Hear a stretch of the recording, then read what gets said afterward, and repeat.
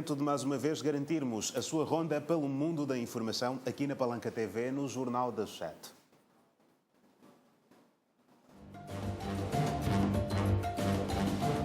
Quatro irmãos em Luanda perderam a visão de forma misteriosa. Laúca já atingiu 800 metros acima do nível do mar, cota que permitirá ensaiar a primeira turbina geradora de eletricidade. Está no ar o Jornal das 7, com a apresentação de Dorival Valeixo.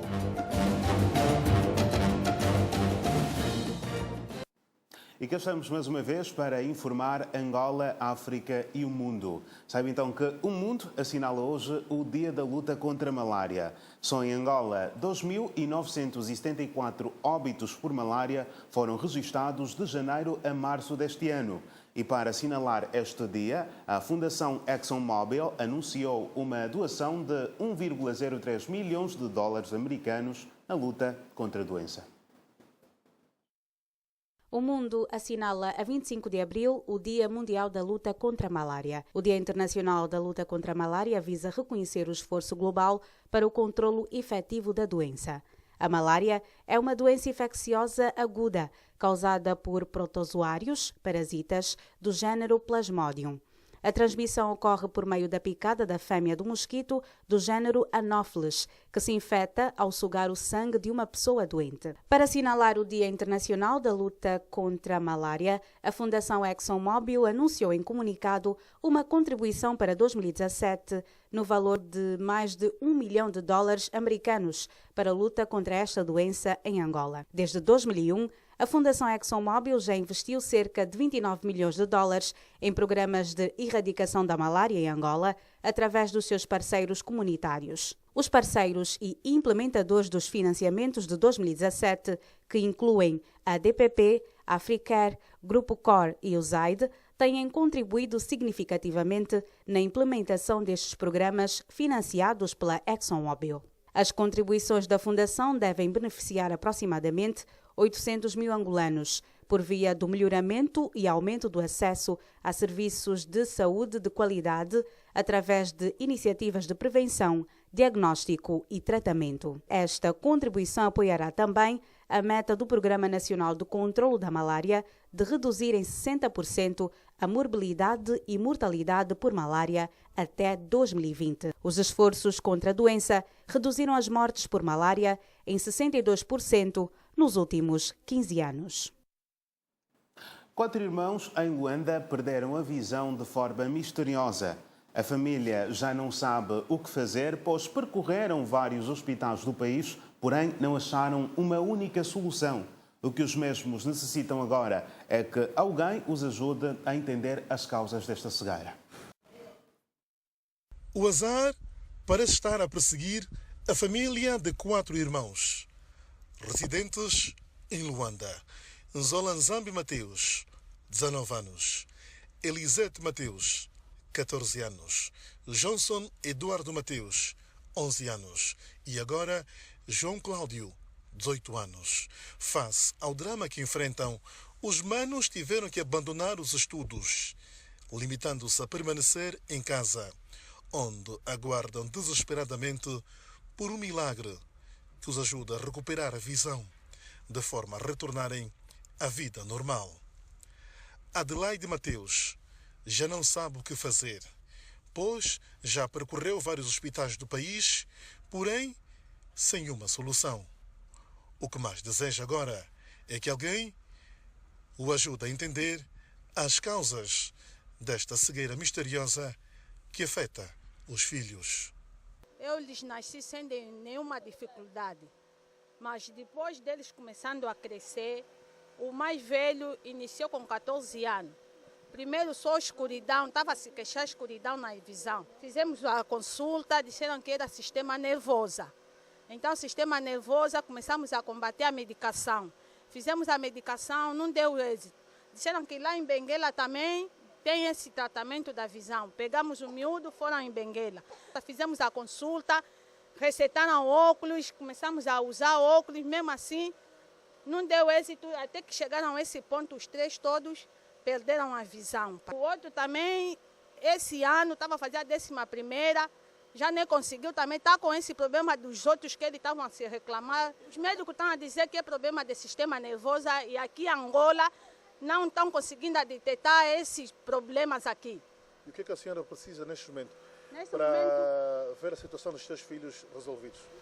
preciso uma ajuda ou pelo menos fazer uma consulta ou um tratamento fora. Porque aqui estão a dizer que não há êxito mesmo. Depois de 3 destes irmãos perderem a totalidade da visão o ano passado, após enfrentarem uma longa e árdua batalha para tentarem evitar a cegueira absoluta, agora foi a vez do 4º irmão, João Cláudio Mateus. O mesmo diz que nos últimos tempos a situação tem complicado, pelo que se teme pelo pior. Também divisão, às vezes costuma a doer muito, não consigo ver a distância. Letras pequenas também não consigo lê-las. E as aulas? As aulas eu estava para finalizar esse ano no curso de Ciências Físicas e Biológicas, só que infelizmente esse problema surgiu e eu não pude terminar o ensino médio. Nzola Manzambi Mateus foi o primeiro a perder a visão e lança o grito de socorro. Fé existe, né? Eu tenho fé que isso pode se resolver e ela continua firme, a fé existe. Até agora não há ainda uma resposta acerca disso e o que nós queremos também é que nos hospitais nos deem uma resposta acerca disto, né? Precisamos saber também qual é a causa deste problema. A mensagem que eu deixo às pessoas de boa fé é que aquelas pessoas que trabalham nas clínicas, nos hospitais, né, vejam se podem fazer algo em relação a isso, ou criar uma equipe multidisciplinar no capítulo médico para ver se conseguem nos ajudar neste sentido para poder descobrir esta situação, qual é o problema. A família já não sabe o que fazer, pois já percorreram vários hospitais do país, porém sem nenhuma solução. O que mais desejam agora é que alguém os ajude a entender as causas desta cegueira misteriosa. Enquanto isso, Elisete Mateus vai trançando o cabelo da vizinha e os outros manos caminham em casa, ajudando os pais nas tarefas domésticas. Reportagem TV Palanca, Sampaio Neto e Gabriel Veloso. Uma situação que constitui extrema sensibilidade para esta família, de certeza. Vamos continuar com outras da atualidade. Saiba que as chuvas que se abateram sobre a província do Cunene nos últimos tempos deixaram várias escolas e postos de saúde encerrados, isto no município de Namacunde. Cunene, a província de Angola, onde os fenómenos naturais fazem-se sentir aos extremos. Quando São Pedro abre as torneiras, enchentes. Quando fecha, seca ao extremo. Quem sofre é a população e a sua maior riqueza, o gado. No município de Namacunde, ainda são visíveis os estragos deixados pelas últimas cheias. O mês de abril é já o término das chuvas. A primeira quinzena de abril é o período em que oficialmente terminam as chuvas. Todavia, como dizia, o Cunene desta vez, este ano, felizmente, teve muitas cheias. Em consequência disto, temos muitas localidades sitiadas. Até aqui não conseguimos contacto direto com algumas povoações.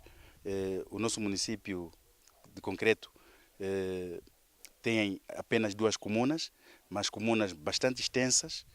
O município estende-se ao longo da fronteira 200 km, fronteira com a Namíbia, e a comuna a leste limita com o município do Quangari, província do Quanto Cubango, e a oeste com o município de Ombaja. Então estamos a falar de uma extensão enorme. Não obstante a extensão, temos estado em contacto com todas as localidades. Com as enchentes, os serviços de saúde e educação ficaram prejudicados no município de Namacunde. Por exemplo, das 79 escolas existentes, apenas 64 funcionam e das 18 unidades sanitárias, 8 estão paralisadas por causa das enchentes. A esta problemática acrescenta-se o número elevado de crianças fora do sistema de ensino. Mas agora, consequência das cheias, temos muitas localidades sitiadas, temos muitas escolas encerradas, temos muitas unidades de saúde também isoladas. A única alternativa é só se pudéssemos atingir lá via aérea. Essa questão das cheias é uma coisa muito antiga no Cunene. O que é que tem que ser feito para precaver, que é para as coisas não chegarem a tanto? Bem, as secas são cíclicas. Desde então houveram secas, aliás cheias, queria falar das cheias. A seca também. Há medidas, o nosso executivo tem tomado grandes medidas. Por exemplo, na cidade de Ongiva, que é a que era a mais afetada, vamos poder observar grandes diques de proteção da cidade contra as cheias. Creio que se não fossem esses diques, este ano a população de Ongiva estaria em condições extremamente graves. Mas, graças à intervenção do nosso executivo, construíram-se diques de proteção da cidade contra as cheias e, consequência disto, não se registraram grandes danos. Enchentes encerram várias escolas e unidades sanitárias no município do Namacunde, província do Cunene. Do Cunene, olhamos para a província da Huila, onde os moradores do bairro da Ilha, no município do Lubango, enfrentam dificuldades de mobilidade. Esta causa está ligada, ou melhor, esta situação está ligada à degradação de uma ponte metálica. Além disso, as casas construídas naquela zona estão a desabar por causa das chuvas. Costas inclinadas, as mãos sobre os ferros. Este cenário parece um ritual destas pessoas, mas não. É desta forma agachada que os moradores do bairro da Ilha, no município de Lubango, se sentem confortáveis para fazer a travessia de um lado para o outro, porque a ponte metálica que ali se encontra não apresenta condições para uma boa travessia. Até mesmo as crianças de batas brancas que aí circulam não são poupadas. A ponte era o meio de ligação entre a parte que eles fazem os seus negócios, as suas atividades comerciais e a saída de casa. Como vês, a ponte está degradada. E só você não levando nada a atravessar já é uma dificuldade. Eu nunca presenciei uma senhora com a bacia na cabeça e atravessar. E é uma dificuldade enorme.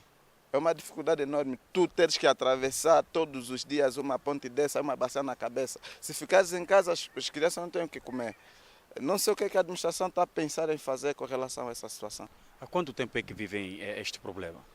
Esse problema foi causado por esta época chuvosa. O ano passado a ponte ainda estava bem. O que é que já foi feito para que esta situação seja resolvida? De momento não foi feito nada, mas os coordenadores estão atrás dos moradores que é para contribuírem alguns valores monetários, nesse caso 1.000 kwanzas a 500 kwanzas, que é para poderem reabilitar a mesma ponte. Nesta periferia, a circulação de pessoas não é o único problema.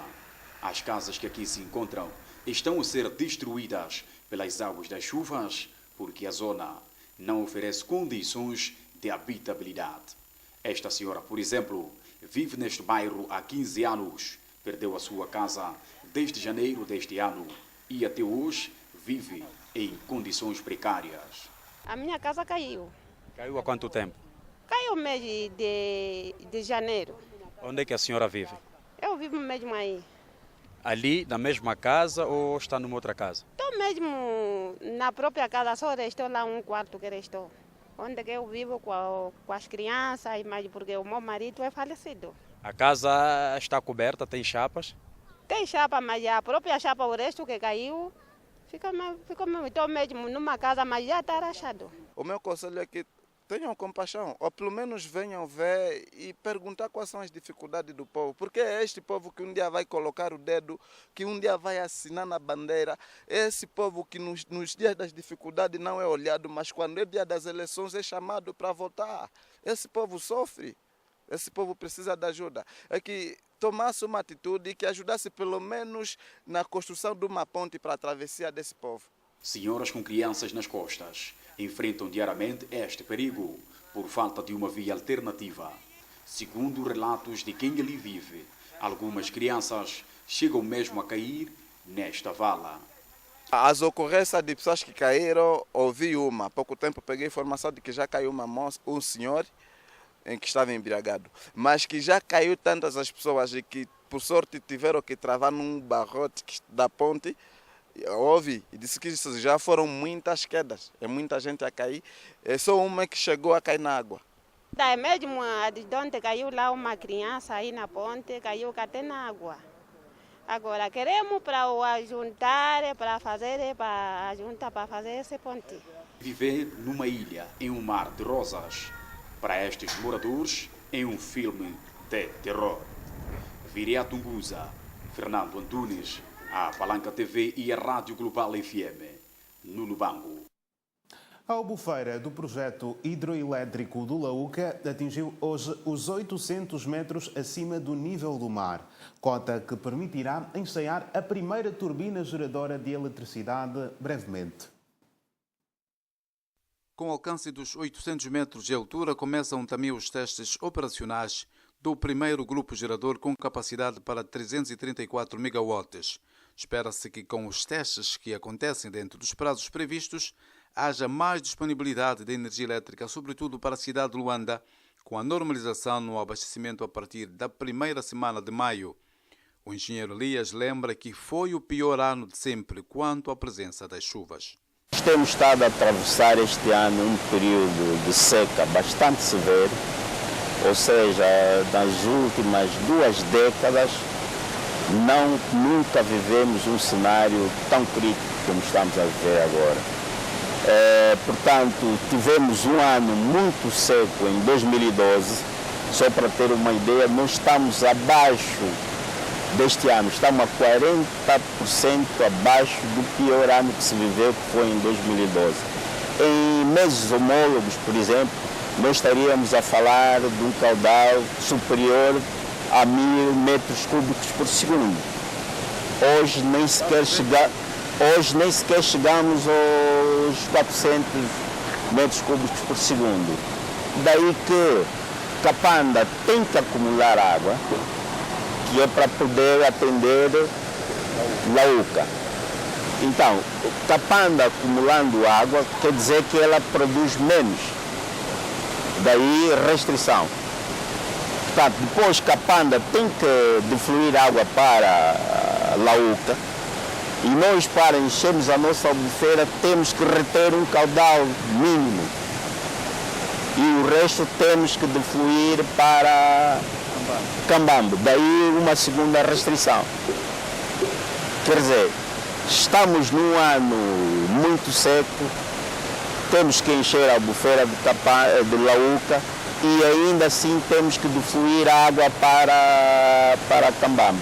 Daí essas todas as restrições, que terão que ser mitigadas com as outras fontes alternativas, nomeadamente as centrais térmicas. Mais água para Cambambe é sinônimo de subida paulatina do seu nível de produção final, o que vai gerar mais potência disponível para atender à procura por energia. É necessário fazer-se alguns sacrifícios, mas no mês de julho virá a bonança, de certeza. São boas notícias, ao que tudo indica. Vamos continuar narrando aqui outras da atualidade. Saiba que o Complexo Memorial Rei Mandume, na província do Cunene, recebe semanalmente mais de 200 turistas, na sua maioria jovens, que vão em busca de mais conhecimentos sobre Mandume Yandé Mofaio, o conhecido Rei dos Quanhamas. E um dos jovens que teve a oportunidade de lá passar é o nosso colega Fernando Antunes, que faz-nos, na matéria que vamos acompanhar a seguir, uma explicação resumida do funcionamento do lugar. O Complexo Memorial do Rei Mandume localiza-se no sul de Angola, no município de Namakunde, na província do Cunene. O mesmo foi construído em homenagem a Mandume Yandé Mofaio, Rei dos Quanhamas.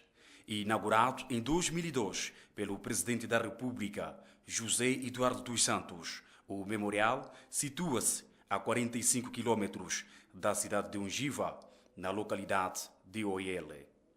Na curiosidade de saber mais da história do rei Mandube, o memorial recebe mais de 200 turistas por semana.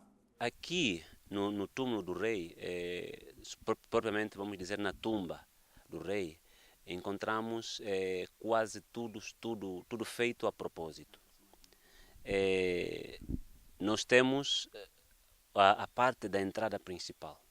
Quando entramos à tumba do rei, temos que ocupar o lado direito. E vamos andando com silêncio, com a ordem própria, de maneira que não possamos fazer nada que venha a ser anômala dentro da tumba.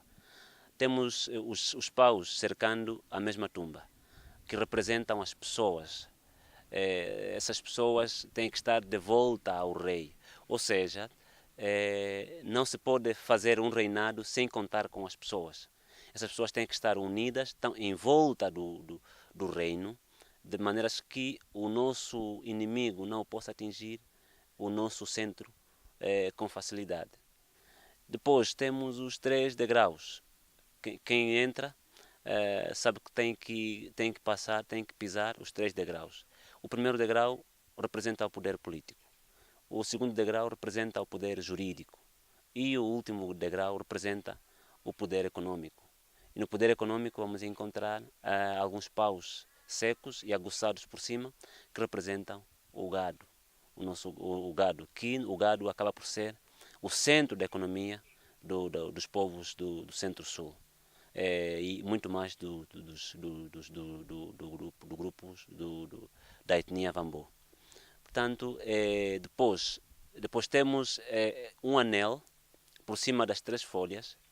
Esse anel representa a Aliança Africana, com o exército por fora e por dentro. Temos também as próprias folhas. Essas 3 folhas representam os 3 generais que tombaram com o rei Mandume Ande Mufaio, no dia 6 de fevereiro de 1917. Mandume Ande Mufaio foi o último dos reis dos Quanhamas, nascido no ano de 1884 e morreu a 6 de fevereiro de 1917. Ande Mufaio cresceu durante um período de significativa agitação no reino dos Quanhamas, devido à presença de comerciantes europeus e missionários. E dentro da franja social, a juventude é a que mais frequenta neste espaço. Este espaço, uma soma de 200 turistas por semana. Isso nos mostra que há muita, e a maior parte desses turistas são locais. Nos faz entender que a juventude, e sobretudo a juventude, é a maior parte das visitas que nós recebemos. Automaticamente nos faz crer que conseguimos perceber que a juventude está preocupada em conservar e saber da história. Apesar que ainda existe alguma apatia por parte da juventude. O complexo inclui, para além do túmulo do rei, um complexo turístico e hoteleiro. Temos a parte dos quartos, que estão divididos estão tipificados em duas partes. A parte dos castelos e a parte dos bungalôs. A parte dos bungalôs acaba por ser mais um pouco tradicional. São quartos um pouco mais tradicionais porque estão feitos de capim. Quartos, temos o salão de beleza, para quem queira se hospedar e quiser cuidar da sua beleza. Temos também o ginásio, onde quem queira fazer física, pode ir muito bem. Depois temos a piscina, que acaba por ser uma grande atração para os turistas aqui. Cunene, Complexo Memorial do Rei Mandume. Viriato Ngunza, Fernando Antunes, na província do Cunene, a Palanca TV e a Rádio Global FM. Bem, desta forma até eu ganhei alguma curiosidade por conhecer o local também. Estamos assim a encerrar mais uma edição do Jornal das 19. Fique bem, até mais daqui a pouco para os habituais comentários do dia. Dr. Hélder Chiuto é analista para assuntos sociais e será o nosso convidado de hoje. Boa noite e até mais daqui a pouco nos comentários do dia. Até amanhã no Jornal das 7 da Palanca TV.